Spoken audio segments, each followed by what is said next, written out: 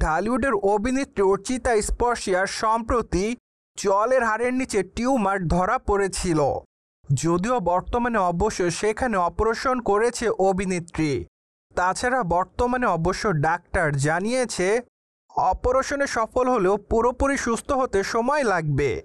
চিকিৎসা বিজ্ঞানের ভাষায় এই জটিল রোগটির নাম অ্যামেলোব্লাস্টোমা, যা মুখের নিচের হাড়ে কোষ বৃদ্ধি পেয়ে টিউমার তৈরি করে।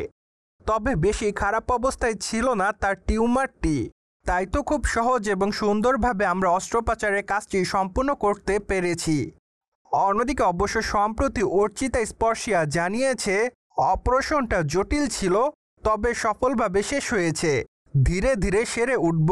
তবে আপনাদের সকলের কাছে বর্তমানে আমি দোয়া চাচ্ছি যাতে খুবই তাড়াতাড়ি সুস্থ হয়ে আবারও আপনাদের মাঝে ফিরে আসতে পারি। যদিও অবশ্য তাকে প্রায় 3 সপ্তাহের মতো থাকতে হবে রেস্টে। তাই তো বলাই বাহুল্য যে অভিনেত্রীর হাতে বর্তমানে যে সকল কাজ ছিল তা হয়তো 1 থেকে 2 মাস পর করতে পারেন তিনি। প্রসঙ্গত আপনারা সকলে জানেন যে অর্চিতা স্পর্শিয়া ছোট পর্দার মাধ্যমে তার দর্শকদের কাছে জনপ্রিয়তা লাভ করেন। ঠিক এরপর অবশ্য বেশ কয়েকটা চলচ্চিত্রে দেখা গিয়েছে অভিনয় করতে।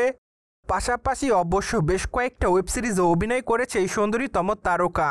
তাই তো বলাই বাহুল্য যে ছোট পর্দার এই তারকা তার অভিনয় দক্ষতার মাধ্যমে তার সকল দর্শকদের কাছে নজর কেড়েছে বরংবার।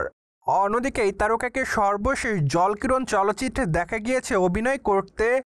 চলচ্চিত্রের পর্দায় তার অভিনয় রীতিমতো তার দর্শকদের কাছে কেড়েছিল প্রশংসা।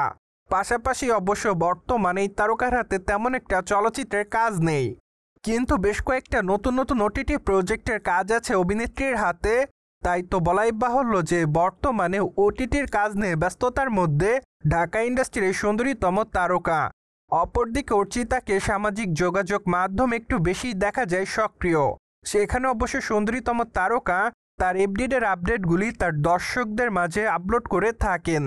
ফলে বলাই বাহুল্য যে মাঝে মাঝে বোল্ড অবতারও ধরা দেয় ঢালিউডের এই বিউটিনেস খ্যাত অভিনেত্রী।